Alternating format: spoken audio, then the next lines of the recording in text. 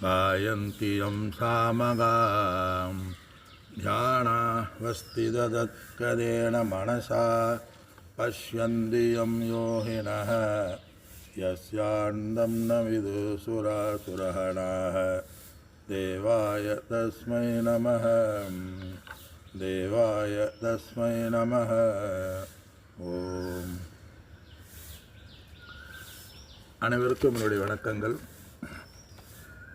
ராமானந்த மகாராஜுக்கு ஒரு நமஸ்காரம்.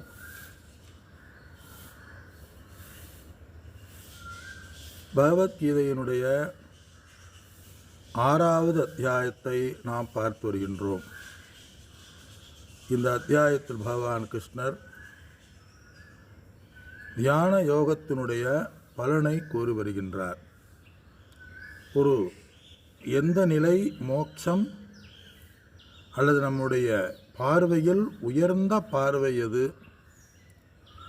எதற்காக இவ்வளவு சாதனைகளை செய்கின்றோம், எந்த நோக்கத்திற்காக இவ்வளவு சாஸ்திரங்கள், எவ்வளவோ நிறைய ஆன்மீக புத்தகங்கள் எல்லாமே இருக்கின்றன.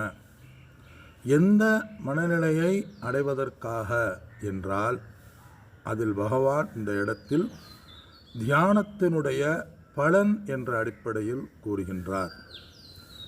எந்த தியானத்தினுடைய பலன்?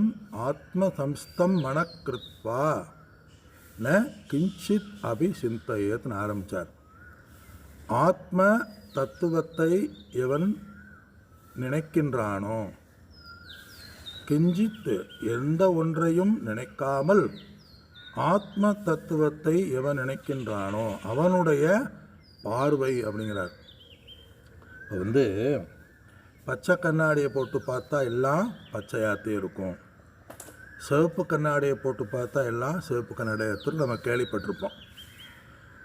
அதே மாதிரி மனம் எப்படியோ அதுதான் உன்னுடைய வாழ்க்கை அப்படிங்கிறது இருக்கும். மனசில் அறியாமல் இருந்துச்சுன்னா நம்ம பார்க்குற பொருள் பூரா அறியாமையாகத்தே இருக்கும். மஞ்சக்காமால் வந்தவனுக்கு எல்லாமே மஞ்சளாக தெரியும்னு சொல்லுவாங்கள்ல, அது மாதிரி இந்த இடத்துல ஆத்ம காமால வந்தவனுக்கு எல்லாமே ஆத்மாவாக தெரியும். எப்படி நம்ம உண்ட உணவுதான் உடலாக மாறுகின்றது போல எதை நினைக்கிறோமோ அதுதான் உன்னுடைய வாழ்க்கை, அதுதான் வெளிவரும். நம்ம நிறைய கேள்விப்பட்டிருக்கோம். அது மாதிரி எந்த நேரமும் சதாத்மானம் யுஞ்சன் அப்படின்னு யூஸ் பண்ணுறார் வார்த்தையை. எந்த நேரமும் ஆத்ம தத்துவத்திலேயே ஈடுபட்டு கொண்டிருக்கின்ற ஒருவனுடைய மனமானது அப்படின்னு இந்த இடத்துல ஆரம்பிக்கிறார். எப்பொழுதுமே ஆத்ம தத்துவத்தை ஈடுபடி கொண்டிருக்கிற ஒருவனுடைய மனமானது எப்பொழுது அந்த ஆத்ம தத்துவத்தையே இறைவனான என்னிடத்திலும் எவன் பார்க்கின்றானோ, இல்லை நம்ம நல்லா பண்ணிக்கிறணும். ஆத்மா என்னை பார்க்கும் பொழுது எவன் ஆத்மாவையே பார்க்கின்றானோ, என்னைன்னா அந்த இடத்துல பகவான் கிருஷ்ணர் வாசுதேவனை சொல்கிறார். எவன் இந்த உலகத்தில் உள்ள உயிர்கள் அனைத்திலும் எவன் என்னை பார்க்கின்றானோ, அதாவது எங்கும் ஆத்மாதான் நிறைந்து இருக்கிறது, ஆத்மாவை தவிர வேறு ஒன்றும் இல்லை. இல்லை நிறையா இருக்கேன்னு சொன்னால் அது அனைத்தும் ஆத்மாவை சார்ந்து இருக்கின்றன. அது ஆத்மாதான் சத்தியமாக இருக்கின்றது, ஆத்மாதான் சத்தியமாக இருக்கு, மற்ற அனைத்தும் மித்யாவாக இருக்கின்றது என்று காண்பவன் என்னிடத்தில் எல்லாவற்றையும் எவன் காண்கின்றானோ, அந்த ஆத்மாவையே, அந்த ஆத்மா ஒன்றையே எவன் காண்கின்றானோ அவனுக்கு நான் எப்பொழுதும் காணாமல் இருக்கப் போவது இல்லைங்கிறார். எப்பொழுதுமே நான் அவனிடமிருந்து பிரிவதில்லை, அவன் எனக்கும் காணப்படாமல் இருப்பதில்லை. எப்பொழுதுமே நான் அவனுக்கு காணப்படாமல் போகிறதில்லை, அவனும் எனக்கும் என்னையும் அவன் காணாமல் போவதில்லை. அப்போ என்ன? எப்பொழுதுமே அவன் கண்டு கொண்டு இருப்பான் சொல்கிறார். எப்பொழுதுமே என்ன? உண்ணும் பொழுதும் உறங்கும் பொழுதும் வேலைகள் செய்து கொண்டிருக்கும் பொழுதும் வாழும் பொழுதும் பிராராப்த கர்மத்தில் அடுத்து சொல்லப்படுறார். பிராராப்த கர்மத்தினுடைய அடிப்படையில் அவன் என்ன காரியங்களை செய்து கொண்டு இருந்தாலும் ஈவன் நன்மை தீமையோ எதை செய்து கொண்டிருந்தாலும், பாவத்தையும் புண்ணியத்தையும் எவன் எதை செய்து கொண்டிருந்தாலும் அவன் என்னையே அவன் பார்க்கின்றான். என்னை விட்டு அவன், என் பார்வையை விட்டு அவன் நகல்வதில்லை. அதை சொல்றார். எப்பொழுதுமே அவன் என்னிடத்தில் பிரத்யட்சமாகவே நான் அவனுக்கு தென்படுகின்றேன். யாரு? நானே சகலத்திற்கும் ஆத்மாவாக, ஆத்மா ஒன்றுதான் என்று காண்பவன். அது இந்த இடத்துல, இந்த அத்தியாயத்தில், இந்த ஸ்லோகத்தில் சொல்கிறார். ஏமாம் பஷ்யதி சர்வத்திர சர்வம் ச மயி பஷ்யதி. எவனொருவன் என்னை பார்க்கின்றானோ, எல்லா இடங்களிலும் என்னை பார்க்கின்றானோ. என்னைன்னா அந்த இடத்துல என்ன? ஆத்ம தத்துவத்தை. அந்த எல்லா இடத்திலும் என்னைனா பரம்பொருளை, எல்லா இடத்திலும் கடவுளை அவன் பார்க்கின்றானோ, எல்லா இடத்திலும் நானே நிறைந்திருக்கின்றேன் என்று எவன் என்னுடைய சத்தியமாக ஆத்மாவை, என்னை எவன் பார்க்கின்றானோ அவன்தான் சர்வம்ச மயி பஷ்யதி. அவன் சர்வம்ச, அவன் என்னிடத்தில் எவன் அனைத்தையும் பார்க்கின்றானோ. என்னை யார் ஒருவர் என்னை பரம்பொருளாக பார்க்கின்றார்களோ, என்னிடத்தில் யார் ஒருவர் பார்க்கிறார்களோ, சர்வபூத ஆத்மானம், எல்லா ஜீவராசிகளும் தன்னை பார்ப்பவன். தன்னை பார்ப்பவன் என்னது? என்னையே அவன் பின்பற்றுகின்றான், என்னையே அவன் பார்க்கின்றான். எல்லா ஜீவராசிகளும் என்னிடத்திலேயே அவன் பார்க்கின்றான். அவனுக்கு என்ன பலன்? தஸ்ய அகம் ந பிரணஷ்யதி. நான் ஒருபொழுதும் அவனை விட்டு பிரிவதில்லை. என் பார்வையிலிருந்து அவன் எப்பொழுதும் தப்புவதில்லை. நானும் அவனுக்கு மறைபொருள் ஆவதில்லை. என்னிடத்தில் இருந்து அவன் எப்பொழுதுமே மறைபொருள் ஆவதில்லை. எப்பொழுதுமே நான் அவனிடத்தில் இருக்கின்றேன். அவன் மறைவதில்லை. என்னிடத்தில் இருந்து அவன் எப்பொழுதுமே மறைவதில்லை. அவனுக்கும் நான் எப்பொழுதுமே மறைவதில்லைன்னு சொல்கிறார். அதாவது பகவானை ஒரு குறிப்பிட்ட கோயில்களிலேயோ ஒரு குறிப்பிட்ட இடங்களிலேயோ வழிபடுவது ஆரம்ப நிலை. உயர்ந்த நிலை என்ன? பார்க்கும் இடமெங்கும் அந்த காளியை கண்டேன் என்று பகவான் சொல்கிறார்ல, குருமாரா மாதிரி. அதான் இந்த இடத்துல ஜீவன் ஈஸ்வரன் ஐக்கியத்தை சொல்கிறார். நானும் பகவான் என்னையே பார்க்கிறாரு, நான் அவனிடத்தில் பார்க்கின்றேன், என்னை எப்பொழுதும் பிரிவதில்லைன்னா என்ன அர்த்தம்? ஜீவேஸ்வர ஐக்கிய ஞானத்தை சொல்கின்றார். எப்படி? சைதன்யத்தினுடைய அடிப்படையில், ஆத்மாவுடைய அடிப்படையில் எனக்கும் இறைவனுக்கும் பேதமில்லை. நானும் அந்த இறைவனும் தத்துவத்தினுடைய அடிப்படையில் ஒன்றுதான். ஒரே ஒரு ஆள்தான் இருக்கின்றது. அந்த இருத்தல், அந்த சைதன்யத்தினுடைய அடிப்படையில் எல்லாம் ஒன்றுதான் சொல்கிறார். அதை நம்ம அப்போ இறைவன்கிறத நம்ம ஏன் பிரித்து பார்க்கின்றோம்? உடல் மனம் உபாதியில் பார்க்கும்போது ஜீவன் ஈஸ்வரன்கிற விவகாரத்தில் உடல் மனதினுடைய அடிப்படையில் வேதம் இருக்குது. அந்த வேதத்தில் நம்ம விவகாரம் பண்ணும் பொழுது இறைவனை வேறு ஒரு இறைவன் ஒரு படத்திலோ ஒரு சிலையிலோ இருப்பதாக நாம் வழிபடுகின்றோம். ஆனால் உண்மை தத்துவத்தினுடைய அடிப்படையில் பார்க்கும் பொழுது நானும் இறைவனும் ஒன்று. முன்பு ஈசனை வணங்கினேன், அபிஷேகம் செய்தேன், ஆராதனை செய்தேன், பிரார்த்தனை செய்தேன்.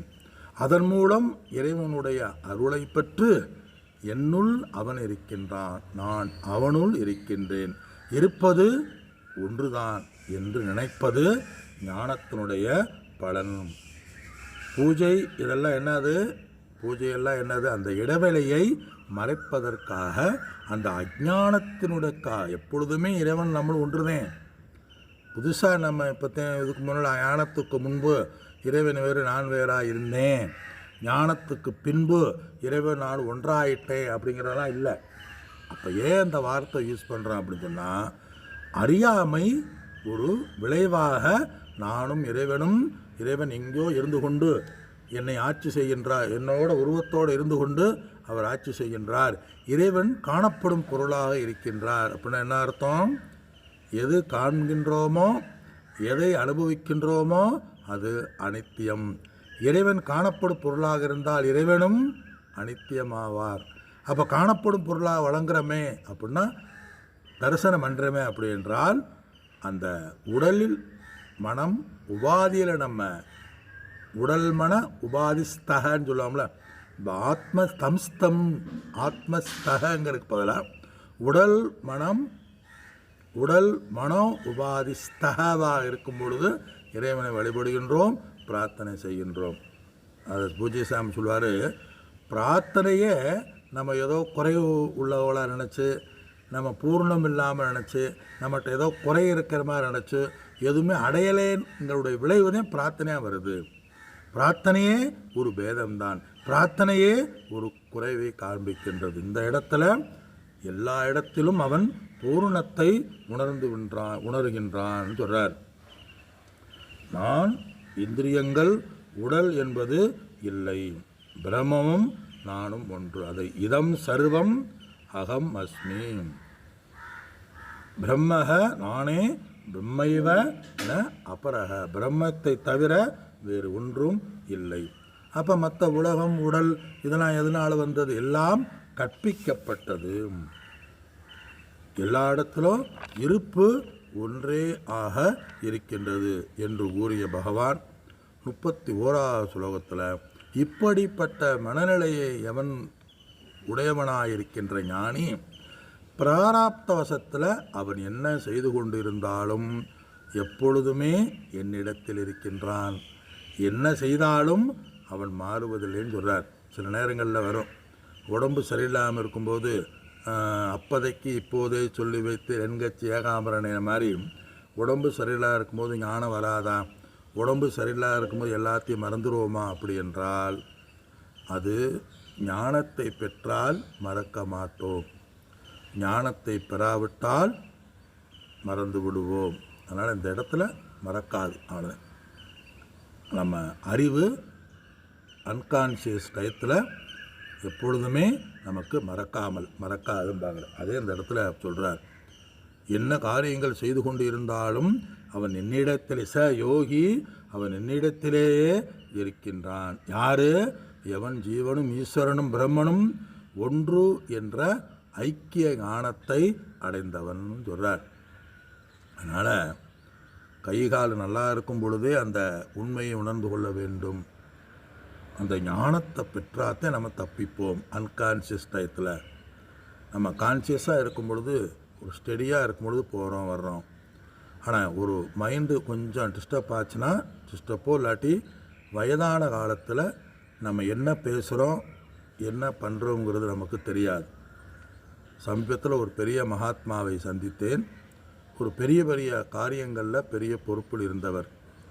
அவர் உடல்நிலை சரியில்லைன்னு பார்க்க போனேன்.